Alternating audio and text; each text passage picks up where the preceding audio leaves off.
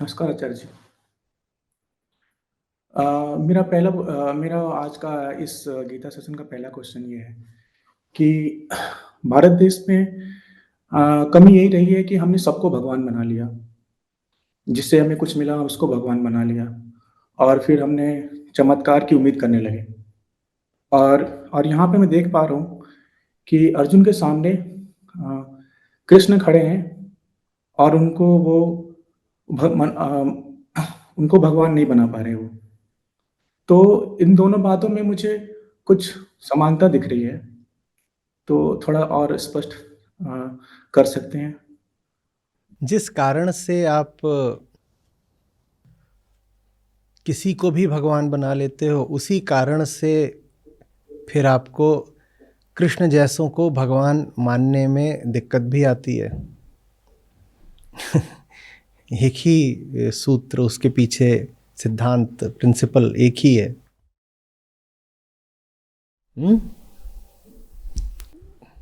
जो रुच गया, जो सुविधानुसार स्वादानुसार हो गया, उसको कह दिया कि यही मेरा इष्ट है, देव है, आराध्य है, पूज्य है।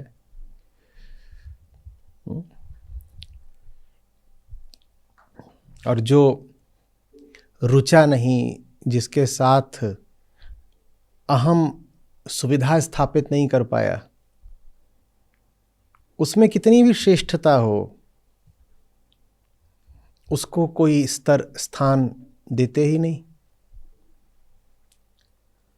तो बात इसकी नहीं होती है कि आपके सामने सत्य प्रकट खड़ा है कि नहीं। जानने वाले तो बोलते हैं कि कोई जगह नहीं, कोई काल नहीं, कोई गली नहीं, कोई घर नहीं, इस पृथ्वी पर बिंदु भर भी कोई स्थान नहीं जहां सत्य की सत्ता ना हो। ठीक है, लेकिन हम तो इस पर चलते हैं ना कि हमें क्या पसंद आया। हमें हमारे स्वार्थ और सुविधाएं पसंद आते हैं, तो जिससे हमारी सुविधा जुड़ गई, उसमें पात्रता हो ना हो, वो श्रेष्ठ हो, हीन हो, बहुत ही साधारण हो, औसत हो, उसको भी हम कह देंगे कि ये तो सर्वोत्तम है, परम है। और एक बार आपने मन बना ही लिया कि किसी को सर्वोत्तम साबित करना है, तो फिर उसके साथ कहानियां जोड़ दो। कहानियों पर तो कोई वर्जना है ही नहीं, विशेषकर भारत में, पूरी दुनिया में नहीं है। कहानियों जोड़ने से कौन रोक सकता है? ये कहानी जोड़ो, ये कहानी जोड़ो, ये कहानी जोड़ो। किससे कहानी जोड़ ली? जो पसंद आ गया। तो हम सत्य पर नहीं चलते, हम सुविधा पर चलते हैं, तो इसलिए हम वंचित रह जाते हैं। अर्जुन के सामने श्री कृष्ण खड़े हैं, आप थोड़ा सहानुभूति तो रखिए अर्जुन से। हम सुविधा असुविधा, ये हल्के शब्द हैं, इनकी बात कर रहे हैं। अर्जुन के लिए अस्तित्वगत संकट खड़ा हो जाएगा अगर ये सिद्ध हो गया कि कृष्ण वो हैं ही नहीं जो उन्हें अर्जुन आज तक समझते रहे हैं।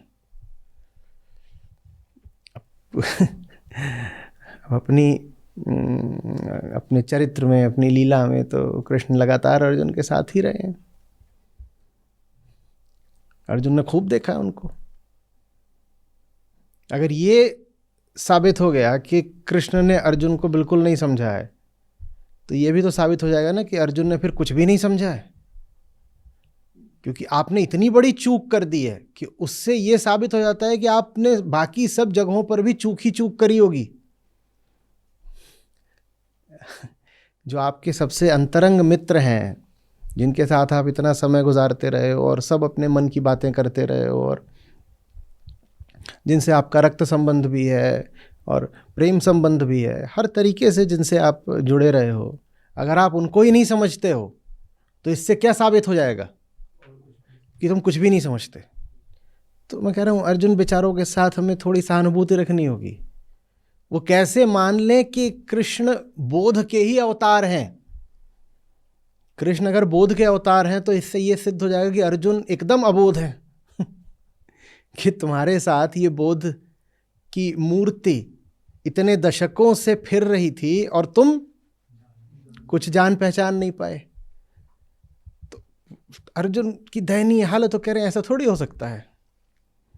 नहीं, आप कहाँ से इतना ज्ञान दे रहे हैं? आप तो मेरे ही जैसे हो ना। देखिए हम दोनों साथ साथ खेलते थे, हम जंगल गए थे, हमने साथ साथ आखेट किया था ना।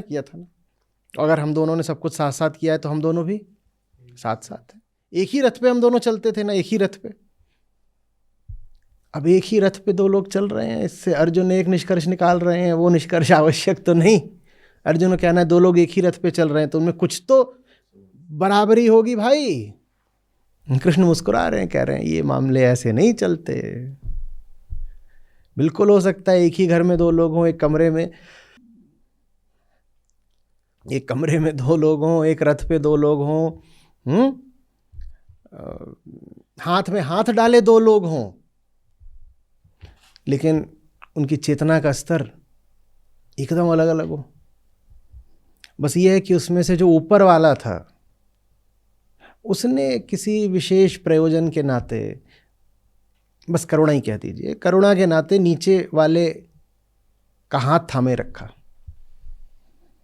जैसे कोई एकदम छोटा बच्चा हो, एकदम ही छोटा, आधे फुट का, कितना, आधे फुट का, आधे फुट जैसी अकल उसकी, बाप उसका 6.5 फुट का। तो बाप झुक झुक करके उसकी उंगली पकड़ता है। अब बच्चे का तो उतना ही कद है, आधे फुट का, लेकिन बाप ने झुक के उंगली पकड़ रखी है और दोनों साथ साथ चल रहे हैं। अब जैसे चलता हो आधे फुट वाला, हम नहीं जानते।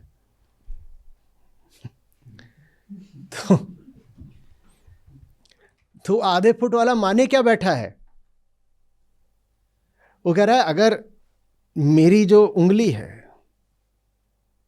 वो आधे फुट की ऊंचाई पर है और बाप की उंगली भी आधे फुट की ऊंचाई पर है, क्योंकि हम दोनों की उंगलियां आपस में जुड़ी हुई हैं, तो इससे सिद्ध होता है कि बाप का कद भी, ये समस्या आ जाती है। बाप की करुणा है कि वो नीचे झुक करके उंगली थाम लेता है। और हमारी सुरमाई है कि इससे हम निष्कर्ष ये निकालते हैं कि बाप हमारे ही जैसा है, क्योंकि देखो हम दोनों की उंगलियां तो जुड़ी हुई हैं ना आपस में, हमारी उंगलियां जुड़ी हुई हैं, माने वो हमारे ही कद का होगा। तो अर्जुन बड़े हैरान है, कह रहे हैं यही दिन देखना था। 40-45 साल, जाने कितने साल का हमारा साथ, और अब ये सुनने को मिल रहा है कि ये बोध मूर्ति हैं और कह रहे हैं कि मैं तो वो अनंत धारा हूं बोध की, जो प्राग ऐतिहासिक काल से, जाने उससे भी पहले, जाने ब्रह्मांड के निर्माण के क्षण से बह रही है। ये देखो, ये बताओ, उस दिन दोनों ने इकट्ठे दौड़ लगाई थी ना हिरण के पीछे। जब इकट्ठे दौड़ लगाई थी तो तुम कैसे अनंत हो गए, तुम कैसे अजर अमर हो गए, अजात हो गए, और मैं अर्जुन हो गया। हम दोनों इकट्ठे दौड़ रहे थे तो हम दोनों एक जैसे ही हैं। ये अर्जुन का तर्क है। समझ में आ रही है बात? वैसे ही अब इसके विपरीत जाओ, इसी सिद्धांत को लेकर के, वैसे ही जो आपको पसंद आ गया वो आपका पूज्य हो जाता है, उसको आप तत्काल पूज्य बोलना शुरू कर देते हो। देखते नहीं हो, किसी के भी नाम के साथ पूज्य जोड़ देते हो। वो आप किसको पूज रहे हो? वो आप अपनी पसंद को पूज रहे हो, माने आप अपने आप को पूज रहे हो। अहंकार साधारणतया किसी को नहीं पूज सकता अपने अलावा। अगर वो किसी को कह रहा है आदरणीय, पूज्य इत्यादि इत्यादि, तो वहाँ उसके कुछ स्वार्थ की पूर्ति हो रही होगी, वहाँ उसे अपनी ही प्रतिछवि दिखाई दे रही होगी, इसलिए कह रहा है पूज्य पूज्य और ये सब। तो जहाँ सुविधा हुई वहाँ क्या कहना शुरू कर दिया? पूज्य। जहाँ सुविधा नहीं शुरू हुई वहाँ पे कह दिया नहीं, ये तो कुछ है ही नहीं। इसका जो अर्थ है वो खतरे का है। इसका अर्थ ये है कि जहां आपको पूज्य कहना चाहिए वहां आप कभी नहीं कहोगे, और जहां कहीं आप पूज्य पूज्य कर रहे होगे वहां ज्यादा संभावना यही है कि मामला किसी मूल्य का नहीं होगा। वहां बस आपको क्या मिल रहा होगा, एक छांव या आश्रय सा मिल रहा है कि छुप गए जो हमारी सब कमजोरियां थीं, उनको छाया मिल गई, बैठ गए हैं। कोई ऐसा मिल गया है जो हमारे अहंकार को किसी तरीके से बचाए ले रहा है, हमारी मान्यताओं को, हमारे ही पुराने विचारों को वैधता दिए दे रहा है। या आपकी अपनी कुछ मान्यताएं, कुछ विचार धारणाएं, पुराने विश्वास होते हैं, कोई आ जाए और बड़े अधिकार के स्वर से कहे, घोषित कर दे कि तुम जो कुछ सोचते हो बिल्कुल ठीक है, ये मैं बता रहा हूं, तो आप तुरंत उसको पूज्य बोल दोगे, क्योंकि उसके होने से आपकी ही मान्यता प्रमाणित हो गई। आपके अहंकार को बड़ा सुख मिला, कह रहे देखो ये आए। नहीं तो दुनिया और तथ्य तो यही साबित किए दे रहे थे कि हम मूर्ख हैं, पर इनके आने से किसी ने तो कहा कि मैं जो कुछ सोचता हूं वो मूर्खता नहीं है। आप जो सोचते हो वो तो है मूर्खता ही, क्योंकि वो बात न तर्क सम्मत है न तथ्य सम्मत है। पर कोई आ जाता है, वो आपकी किसी मूर्खतापूर्ण बात को बड़े उच्च स्वर में उद्घोषित कर देता है किसी ऊंचे मंच से, तो आपके लिए वो आराध्य हो जाता है, पूज्य हो जाता है, कुछ दिनों में भगवान भी हो जाएगा। ऐसे चलता रहा है, वर्शिपिंग फॉल्स गॉड्स। ये पूरी मानवता की कहानी रही है।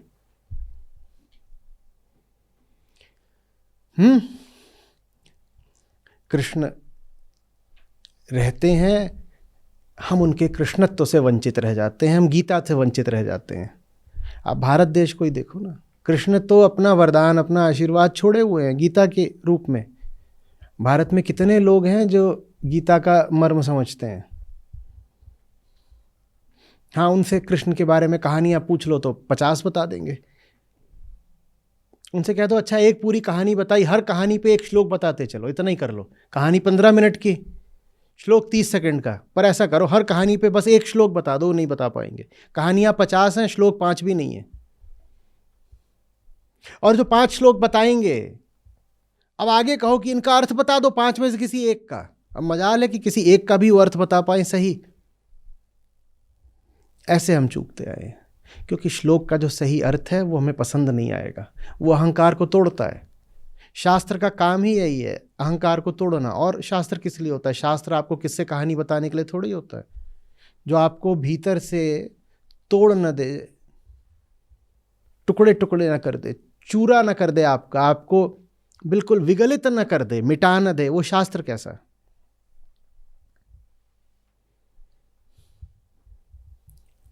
तो हम गीता को बस एक मौखिक सम्मान देते आए हैं, वास्तविक सम्मान हमने नहीं दिया।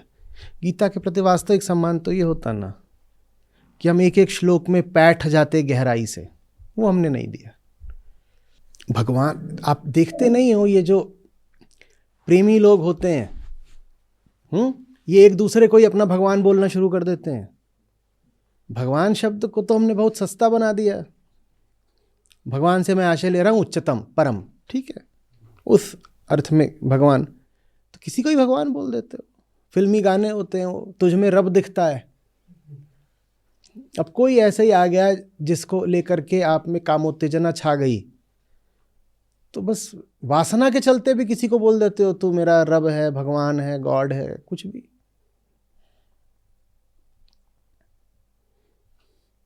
किसी के भी पांव छूना शुरू कर देते हो, किसी को नमन नमस्ते कर लेते हो। ये सर बहुत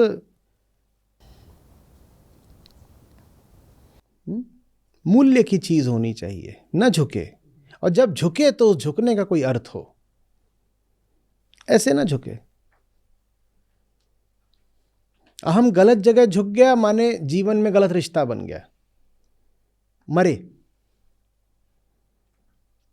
पहले पहचान कर लो क्या ठीक है, फिर झुक जाना। तब तक कोई हड़बड़ी थोड़ी है कि जगह जगह जाके नमन करना है, भगवान बताना है, पूज्य कर लेना है मामला। जहां गए हम सर थोड़ी झुकाते हैं, भारत में तो ये दंडवत हो जाते हैं बिल्कुल। और बहुत ऐसे होते हैं कि फिर उनसे उठा भी नहीं जाता, वो दंडवत हो गए हैं। वजन 108, गठिया, बुढ़ापा, गिरे गिरे तोंद के बल डकार मार रहे हैं, पेट पे दबाव बन गया ना। अब उनको 4 लोग उठा रहे हैं, ये मजाक चल रहा है।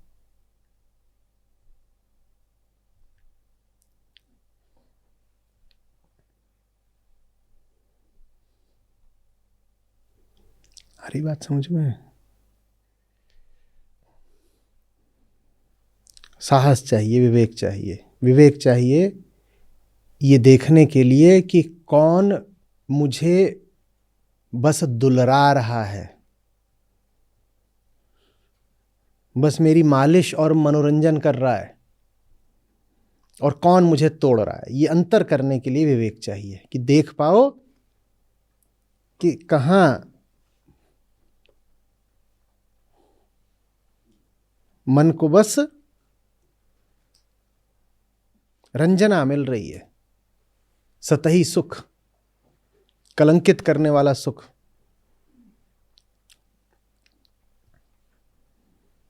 और कहाँ मन सचमुच टूट रहा है। इसके लिए विवेक चाहिए, ये अंतर जानने को।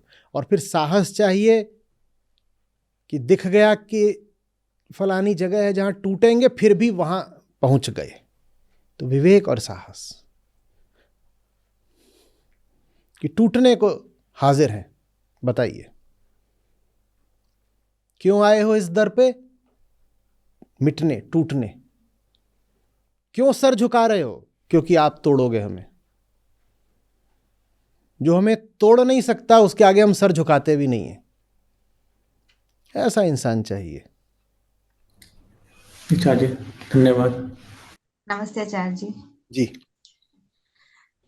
आचार्य जी, मेरा प्रश्न था कि जिस कृष्ण की हम आज बात कर रहे हैं, उन्होंने भी ज्ञान प्राप्त किया होगा, प्राप्त करने के लिए प्रयास किया होगा, क्योंकि हम सब पैदा तो पशु ही होते हैं। ठीक। क्योंकि क्योंकि कृष्ण के बचपन की जो हम कहानियां जो कृष्ण के बचपन से जो कहानियां जुड़ी हैं, उनमें उनको देवीय दिखाया है। तो क्या उन्होंने भी सत्य के लिए प्रयास किया था? अब वो कहानियां स्वयं कृष्ण ने तो लिखी नहीं है ना। सारी समस्या यहाँ आ जाती है। यही तो मैं कहा करता हूँ कि हमारे जो महापुरुष हैं उनके जीवन संघर्षों की असली गाथाएं हमसे छुपा दी जाती हैं।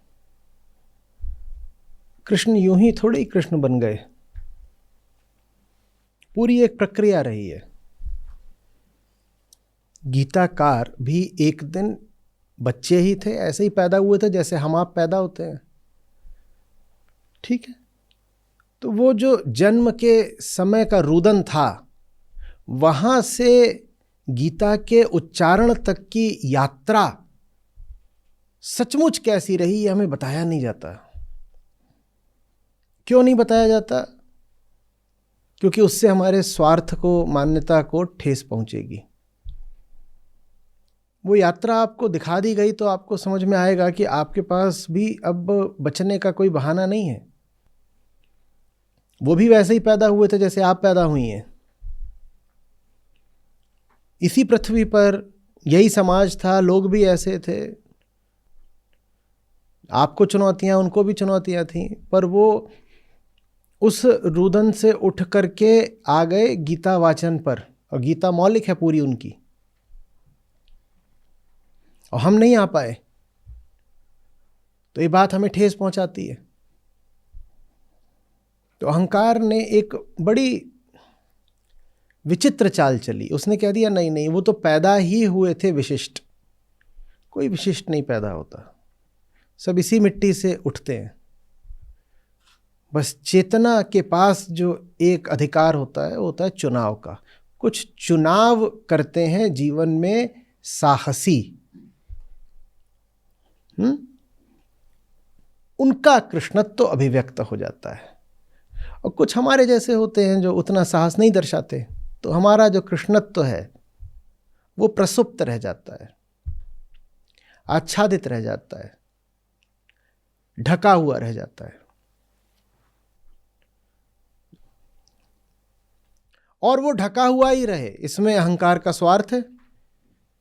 क्योंकि कृष्णत्व को प्रकट करना माने स्वयं को मिटाना। तो कह रहे कृष्णत्व प्रकट नहीं होना चाहिए, नहीं खुद मिटना पड़ेगा। तो एक काम करो, घोषित कर दो कि जितने महापुरुष हुए हैं आज तक, वो तो सब बचपन से ही दिव्य थे। बचपन से नहीं कोई दिव्य होता, सब एक एक सीढ़ी करके ही आगे बढ़े होते हैं, और वो घटनाएं हमारे सामने आमतौर पर आती नहीं है। उसकी जगह हमारे सामने बहुत सारी काल्पनिक बातें परोस दी जाती हैं। दुनिया में हर जगह हुआ है, सब महापुरुषों के साथ हुआ है।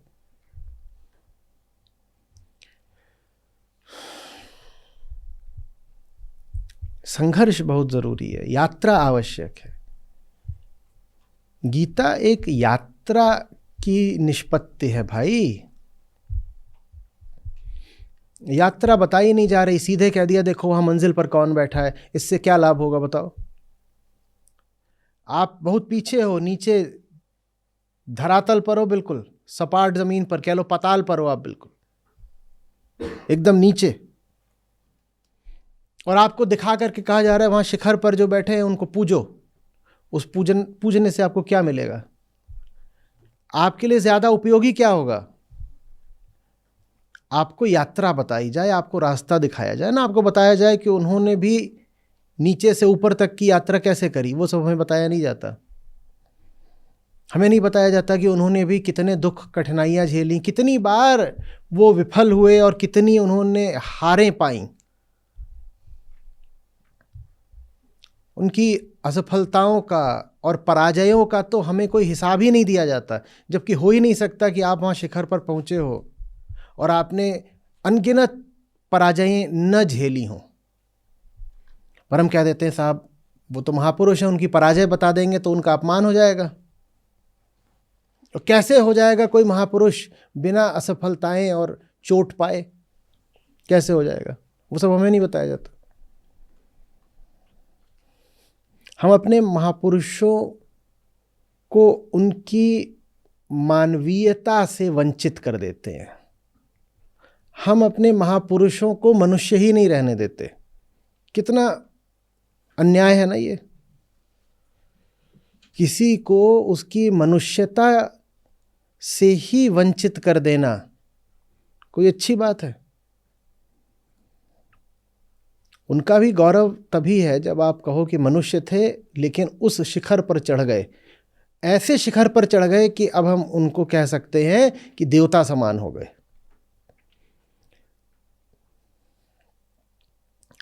ये हुई प्रशंसा। इसमें क्या प्रशंसा हुई कि आपने कह दिया मनुष्य तो थे ही नहीं, वो तो गर्भ में ही दिव्य विभूति थे। इसमें कोई प्रशंसा है?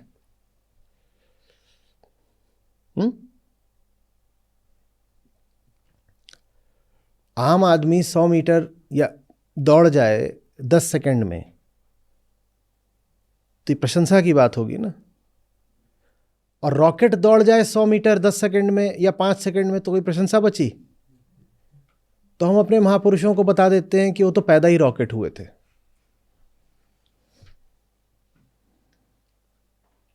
तो अहंकार को हमारे फिर बचने का ठिकाना मिल जाता है।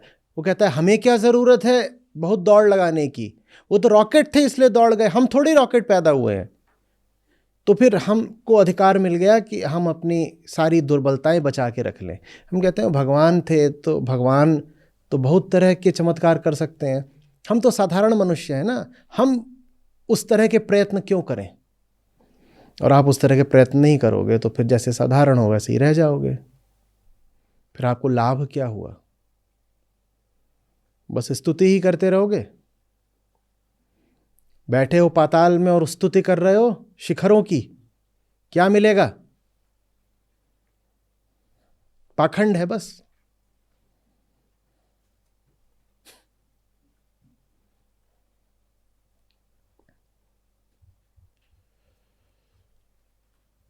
कुछ स्पष्ट हो रहा है? नहीं तो बताइए। जी सर। एक बात पर और विचार करिएगा थोड़ा। जो पाताल पर बैठा है उसे शिखर दिख भी रहा है, वो स्तुति तो कर रहा है, क्या स्वर्णिम शिखर है, पर वो इतना पाताल में बैठा है। हम सभी पाताल में ही पैदा होते हैं ना। उसको शिखर दिख भी रहा है, तो फिर वो स्तुति और वंदना और श्लाघा कर किसकी रहा है? अपनी कल्पना की। ये हो रहा है। अगर दिख भी रहा हो शिखर तो फिर भी थोड़ी गनीमत है, हमें दिख भी नहीं रहा होता। हम पाताल में बैठ के कल्पनाएं करते हैं कि शिखर ऐसा होता है। वो कल्पनाएं भी हमको परंपरा में दे दी गई हैं, हमारी भी नहीं है कल्पना। ऐसा भी नहीं कि कल्पना ही, चलो तुमने खुद, कल्पना भी पीछे से आ रही हुई कल्पना दे दी गई है, हम उसी कल्पना को आगे बढ़ा रहे हैं कि एक शिखर है और वहां पर महापुरुष विराजे हुए हैं। पहली बात तो तुम उस शिखर की कल्पना भी नहीं कर सकते, तुम इतना धसे हुए हो पाताल में। और दूसरी बात, कल्पना और स्तुति करने के लिए थोड़ी पैदा हुए हो, तुम पैदा हुए हो खुद उस शिखर पर पहुंचने के लिए।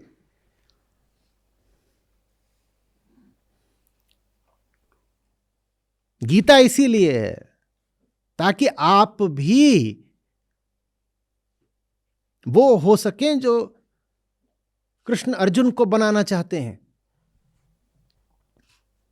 या कृष्ण अर्जुन से ये कह रहे हैं बस कि आओ और मेरे चरण पूजो।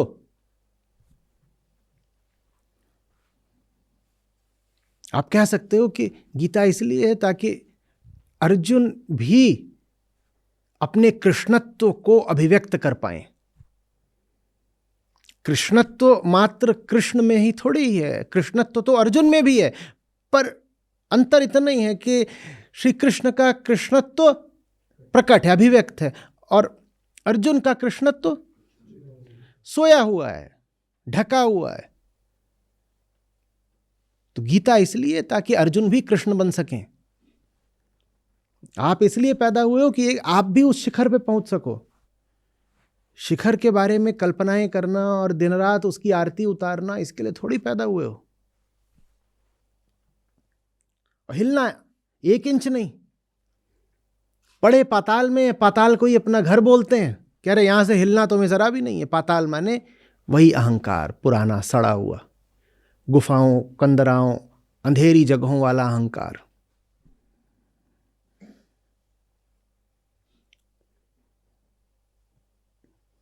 असूया याद है?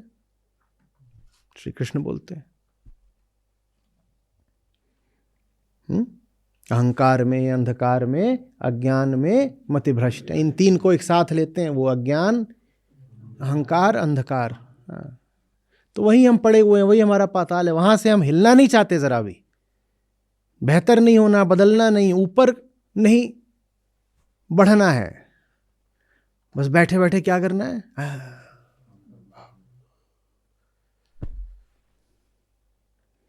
वैसे दर्शाना है कि कितना रस आ रहा है। रस आ भी जाता है। वो रस जानते हो काहे का है? वो रस इस बात का ही खुद को ही बुद्धू बनाया, बड़ा मजा आया। देखो, अपने आप को ऐसा बुद्धू बनाया कि जहां बैठे हैं वहां से इतना भी टरना नहीं पड़ेगा। अब यहीं बैठे रहो और बस ऐसे। वो तामसिक रस है, वो आलस का रस है, वो अविवेक और कायरता का रस है।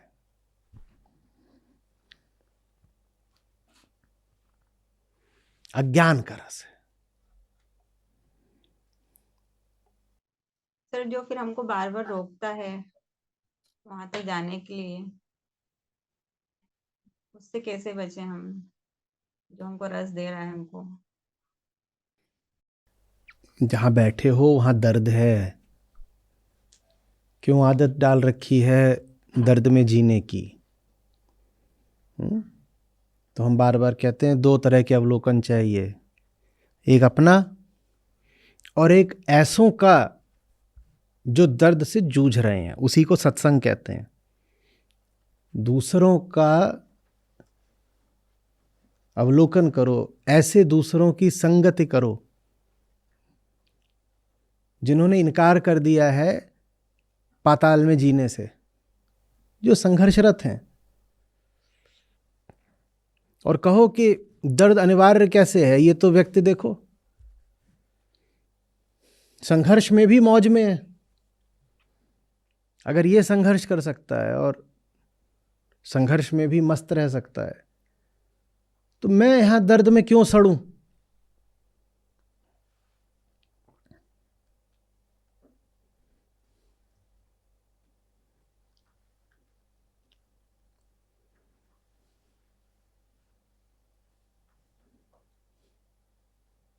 जी धन्यवाद आचार्य जी। ऐसा कोई काल नहीं, कृष्ण जब होते नहीं, नाम अलग संग्राम वही, गीता धार बहती रही। ऐसा कोई काल नहीं, कृष्ण जब होते नहीं, नाम अलग संग्राम वही, गीता धार बहती रही। परम सेना विलग हो, परंपरा बस यही है, शेष विषय अतीत के नहीं जरूरी नहीं है। परम सेना विलग हो, परंपरा बस यही है, शेष विषय अतीत के नहीं जरूरी नहीं है।